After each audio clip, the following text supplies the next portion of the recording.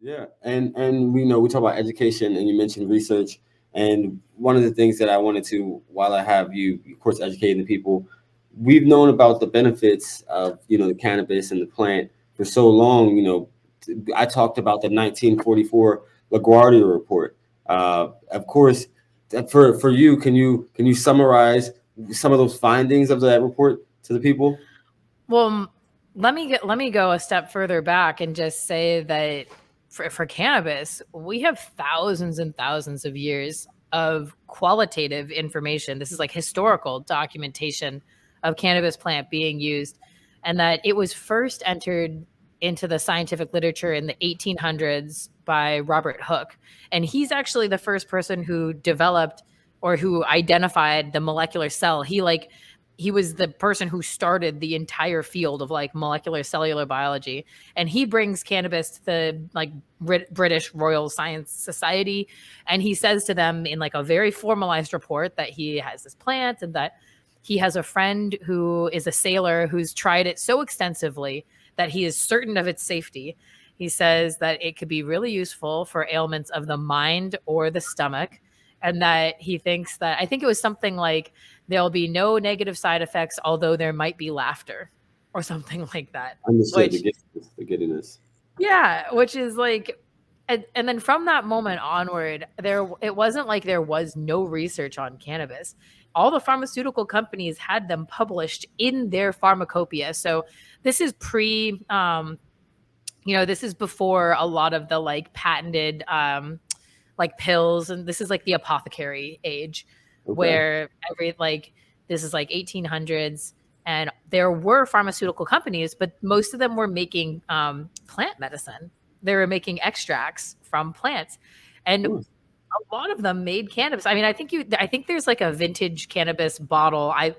I probably can't afford them, but I would really want them. But they're like, people collect these really old, super Uh, old pharmaceutical bottles. I know some cannabis, some pharmaceutical companies even made like chocolate coated cannabis. It's like, that's just like a gummy. It's pretty much exactly the same. yeah. Um, so this has been around for a really long time, and then since then, even during the prohibition, there's been a lot of research on the endocannabinoid system, which is my field, and the positive benefits that are associated with the endocannabinoid system. So it's weird. It's like they shifted all the research into the system in the brain and the body, and all of the benefits like that are there. And that's why my PhD was about like making synthetic versions. And it's interesting, but what they found is that the endocannabinoid system in general, I mean, it's I'm biased, but I think it's the most important system in the body. It controls a lot of the other systems. And the reason why cannabis has so many benefits is because the endocannabinoid system controls so many things, and that cannabis activates this endocannabinoid system and is helpful for relief. And I know that people like to tell the story, not all people, but I think that there's a story here that goes along with specifically daily cannabis use, saying those people are lazy, those people just want to get high. But if you look at any study that has polled recreational or medical use patients recently, like within the last 10 years, they all come up with the same reasons almost universally, and sometimes they come up in different orders. The reasons why people are using cannabis have to do with pain, anxiety, and sleep.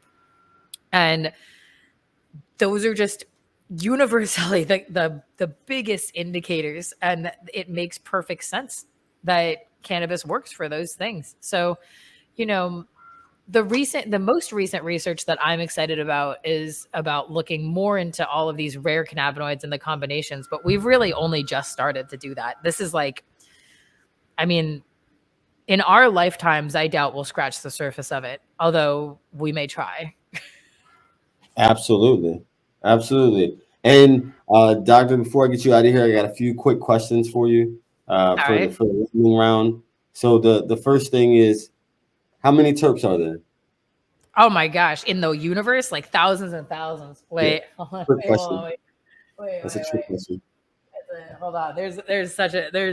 There's so many. I think this book says something like 95,000 documented or something like that. Like, But yeah, we're still discovering oh, terps. totally. Terpenes are a giant class. They're just a huge class of molecules, and they're so easy to make. They're so easy to make them a little bit different too. So, Yeah. yeah, I mean, I doubt that we would ever discover all of them. I mean, I don't know. I guess maybe not ever, but it's going to be a mammoth effort. That's for sure. Yes. And so the next question I have is, what is your favorite terp? Okay, I that is an interesting one because I think that it has changed. I think in the past I would have said pinene because I really like piney, like sativa leaning. Although more recently, I think I'm gonna go with like terpinolene or Okay. citrine and geraniol, like the sweet. I'm like leaning sweet and citrusy these days. I was saying that I'm liking sweet and citrusy these days. So like geraniol and terpinolene and citrine, limonene. Okay. And the last question I would ask you is, what is your favorite strand? And oh, I'm sorry, two questions. Hi, my name is William Honolulu Jr., and I'm the host of the BlackUSA.news morning show and the president of the Grinding Gang Incorporated. The Grinding Gang is an organization that helps small business owners in the nonprofit and for-profit communities figure out how to make sense of all the noise. There's a lot of information out there, and sometimes it gets a little overwhelming. We help you develop business plans. We help you figure out what to do with a lot of the information you receive, and we also help you figure out how to become more profitable. We also host a variety of workshops. You can check out our next workshop